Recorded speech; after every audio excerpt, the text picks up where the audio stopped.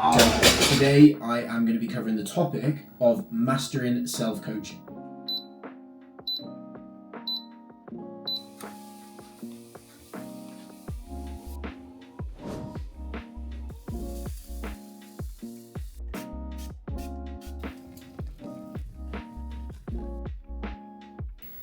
Welcome back to the channel, welcome to another video. So if you haven't already realized, these videos are a weekly thing at the minute, and I'll maybe increase them to 2, 3, 4, maybe more videos a week, as long as people keep watching them, and ideally if people tell me that they actually like them as well. So don't forget to leave a like.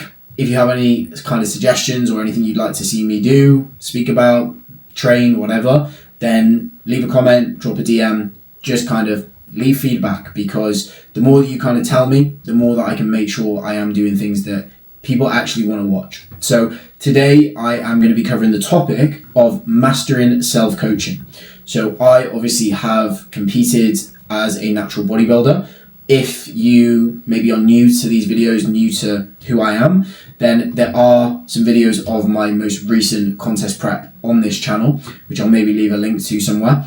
But I coached myself through my first ever season and through my most recent season, which both were relatively successful, coming away with show wins in both and an overall in my most recent, as well as competing abroad representing the UK, which obviously is super cool. So like I said, I am going to give you my top tips, my advice on how you can also self-coach and make the most progress possible. So if you want to know how to do this, then keep watching. I'll also bring you along for my pull session as well, show you a little bit of that. And yeah, I will drop some of the top tips for self-coaching along the way. But I now have some clients to get back to, because even though I coach myself, I also coach a team of clients. So I'm going to get back to some more check-ins. I will catch up with you most likely in the kitchen while making intra, pre, whatever, maybe eating a meal. So in the kitchen, first tip, set yourself a realistic timeline. This is something that I do with all of my clients, and it's something that I do with myself. So tip number 1, set yourself a realistic timeline. Now, what do I mean by realistic? Something where you're not giving yourself too much time, that you're just going to be wasting time and not have any urgency to actually get there, but also giving yourself enough time that there is room for things to maybe not go perfect, because unfortunately things don't always go to plan, as well as giving yourself the opportunity to make adjustments throughout that plan. So a realistic timeline for, let's say, losing 15 pounds might be 20 weeks. That is going to allow you to lose roughly 1 pound per week, with a few weeks where things are a little bit slower and maybe some weeks where things are a little bit quicker. So for myself, like I said, I will set myself a timeline, usually looking at the end goal and then working backwards. The reason I do this is it gives me a little bit more structure than just guessing along the way where I'm going to be. So set yourself a timeline, stick to that timeline, with also allowing yourself some room for adjustment, and you'll probably make a lot more progress. So second to that point is I actually like to expand that timeline over almost an entire year, 2 years, 3 years. For myself, I've got multiple years, I believe right now, all the way up until 27, 28 planned, with times where I'm going to be spent dieting, times where I'm going to spend gaining, and times where I'm just going to spend holding. This makes sure that I'm not wasting any time within that year, and I'm giving myself a clear goal and direction for where I need to be, what I need to be doing. And it keeps me excited, because I know I've got X amount of time gaining left before I'm assessing my physique and maybe going into a diet. This honestly is one of the key things to ensuring that you actually make progress with self-coaching, and you don't just stay stagnant, which is unfortunately what can happen when you don't set a timeline and you don't set a plan.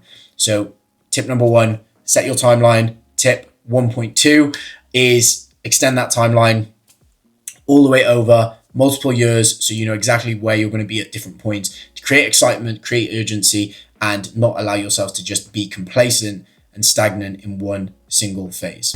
All right, just arrived at the gym. Time for point 2 and time for pull. So the next point is to actually set your own training and nutrition plan. Now this might sound obvious, like, well of course I'm gonna, but what I mean is actually sit down, assess your physique, and plan out your training that is actually going to benefit you, not just a split you kind of want to do for the fun of it, or not just some exercises you want to do for the fun of it.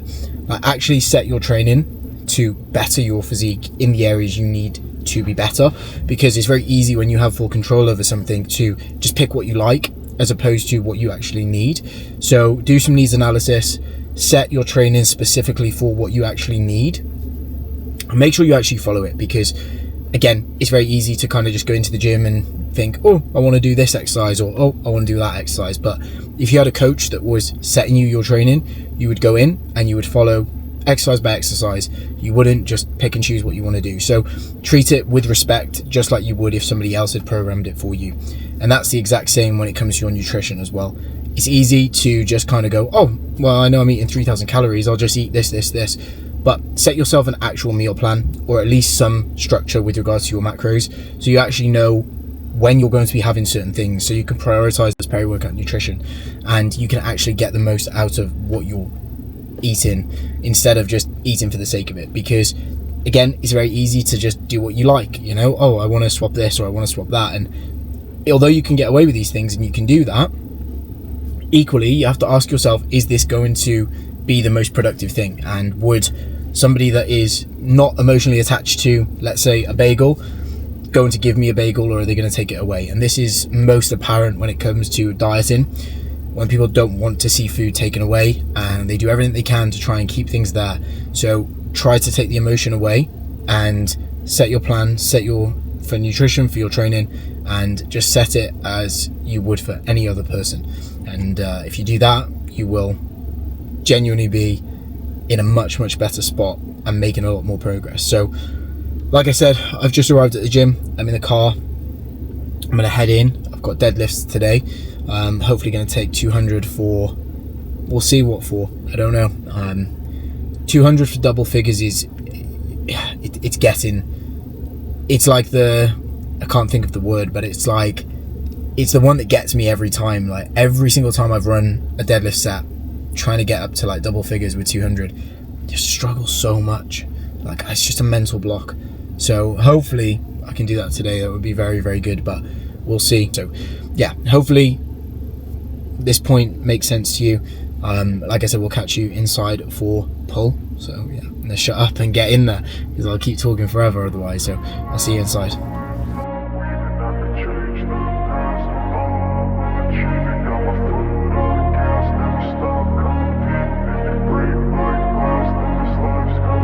I wanna be the best in the game, invest in my name, check no restraints, I'm obsessed with the pain. I ingest, I retain, assess and I change, possessed by the thought I'll be free one day from society's restraints. Money, clout and fame, mud, disease, a plague. We all love to hate, have to play the game, have to make a name. All our insecurities are on display. This is war with the enemy, think that it was meant to be. Living in a time where disease is on every screen. I won't let them fester me, I know most are festering. Negativity is a plague for the mentally weak. No mercy, all I got is working. Never stop searching, never quite so thirsty. I'm toxic and psychotic with this logic, you can't stop it. It's been chronic since I was a boy, so neurotic and chaotic. Built to last with the webs I'm weaving. I could change the past with all I'm achieving. Got my foot on gas, never stop competing. If you break like glass, then this life's gonna eat 'em. Make mistakes real fast, then you learn how to beat 'em. If you take off the cast, you can see all the healing. If the pain's in the past, move on from the grave and put your foot on the gas. No, never stop competing, yeah. I've been doing this, I'm on it. I just wanna be iconic. Sipping on a gin and tonic, got me going off when I'm on this topic, yeah. If I ever play, I want it. You know that I'm always honest. Stay away from those who are toxic. Keep them out your face, no way, you don't want them, yeah. Don't try to drain my energy. All is wrapped up, and another very good session, which at the minute things are moving very nicely with regards to my training. Like I'm at that point where I should be my strongest, I should feel my best, and that's where I'm at the minute. So no complaints at all. I didn't quite get the double figures on the 200 SLDL, but it was this close. Like, yeah, so it'll come. It's one of those things where I've run 200 kilos now for a couple of weeks, and I'll just keep doing it until I hit 10. And then I'm sure once I hit 10, it'd be a case of like, I'll easily be able to kind of move forward from there. It's like when you first start out and you want to hit a two plate bench. It feels like the weight of the world until you get to it. And then it's like, right, 2 plates, 3 plates just happens. So yeah, I'm sure that'll be the exact same thing with this as well. So that was pull. And on to tip number 3, I believe, which is arguably the most important tip of all. And that is giving yourself an official check-in day. Now, this might sound a little bit strange, and I'm not telling you to send yourself a voice note or, send yourself an email or fill out whatever, but give yourself a day where you will take photos.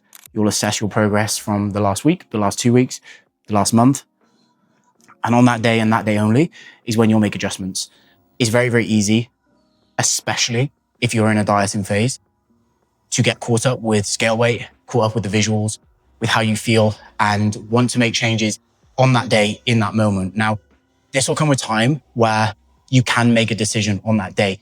There was times within my preps that I kind of looked at my physique. I had already had a rough idea as to needing to feed up, and it was just waiting for that time. And at that point, I was making changes that weren't necessarily on the official day that I was checking in.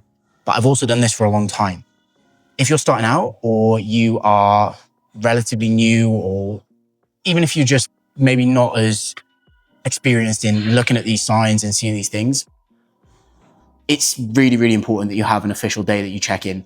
And even myself, like with doing this for a while, I still have that official day that I check in. I still have that day where I take photos, I assess the physique, and that day only is when I make those changes. So even though there might be times where you may have to make an adjustment midweek, I still think it's far better to make those adjustments on one day, because that way you're not making decisions based off emotions or reactional decisions, which for me, coaching yourself, making decisions based off emotion or reaction are usually the wrong decisions. So give yourself time to look at your photos, look at your data, and then make a change. And once you've made it, stick with it. Don't make it and then go back on it a day or two later. You make the decision, it was right in that moment, and you got to give it time to find out. So don't rush, don't make decisions just on any day. Give yourself an official check-in and actually trust that when you make a decision, it's going to be the right one. So that's tip number 3. I'm going to get home, eat post-workout. I'll catch you for tip number 4. Back home now, post-workout meal, about to go in. Rice Krispies and Perform Sticky Toffee Pudding Whey. The Sticky Toffee Whey is incredible. So number 4, we're on to tip number 4. Last tip was the check-in, like setting yourself a check-in day. And this kind of links to that. It's not over-analyzing too much, not overloading yourself with data collection. So although it's great to gather data and look at so many different parts of things you're doing, it can very easily become overwhelming, and you don't want to overwhelm yourself with too much, because if you have too many things to look at, it's not going to help you. So what you need to do really is find the things that are genuinely going to actually help you make the right decisions, not things that are just going to create more stress. I remember I went through a stage of like wanting to do body measurements, wanted to track my body fat with calipers. I was tracking body weight, I was tracking visuals at multiple times in the week. I was tracking post-workout visuals, everything, like just everything. And there's a time and a place to do these things. And in my opinion, just get what you need. And the best way to get what you need is to just track a small amount. And then you'll realize like, oh, I need something extra. And you just start tracking it. But if you're tracking every single thing, like every single aura score you get, every bit of your sleep, every bit of your nutrition, every bit of everything, you're going to overload yourself. You're going to be overwhelmed, and you're probably just going to be stuck not making decisions or trying to make too many. So keep it basic, track simply what you need to actually help you make decisions, and you'll be far more better off, in my opinion. So yeah, track the basics on a set day, and yeah, you'll be good. So I'm going to eat this, and I'll catch you for the final tip number 5. Here we are, end of the video / the final tip number 5. And I'm back in the office. So this is where we started. this is where we finish most days. I will wrap up any work that I need to do now, any messages that need to be replied to. Check-ins are all sorted for today. They're always done earlier on before I train. And then now is just a time for me to catch up, get ahead for tomorrow, and basically just do any little bits that I need to do before chilling out and then going to bed and doing it all over again. So tip number 5 is one that I think can be applied to yourself, but also people that are coaching other people as well. And that's simply being open to learning and enjoying to learn along the way. This is something that I honestly have found to be one of the best parts of self-coaching. Is it allows you to broaden your horizon a little bit, look at different approaches, try different things out on yourself, and it gives you the opportunity to see if doing something this way is actually enjoyable, if it actually works, or if not. I think one of the worst things you can do when it comes to bodybuilding, and especially when it comes to coaching bodybuilding, is being stuck in your ways and not wanting to learn or develop on what you already know. There's no bad thing with being proud of what you know / trusting what you do. I definitely have a sense of that. There's things that I do that I'm like, I genuinely believe this is the best way. But even still, I will take on board other approaches. I will look at other things and I'll try them. And if that works, amazing. If it doesn't, I found that that's not something I want to use. It's not something I want to do. So if you are self-coaching, if you are coaching others, do not be so set in your ways to only do something one single way. Try other things, take on board other people's opinions, and try it out for yourself, because that is the best way to actually find out if something works or not. And it can be very, very fun doing so when coaching yourself. So hopefully you have taken some value from these tips. Hopefully you can go away and make a load of progress on your own. Of course, if there is any questions, if there is anything that you are unsure of when it comes to coaching yourself through your own process, then feel free to reach out, drop me a message. If anybody is not wanting to coach themselves and they feel like they would benefit more from having somebody guide them, then you can also reach out and drop me a message. I do coach a wide variety of athletes. As long as you are willing to work hard, and I'm willing to work with you. So yeah, that is the video wrapped up. Thank you for sticking around this long. If you did, then please do leave a comment. And yeah, I will catch you in the next one. Thank you for watching.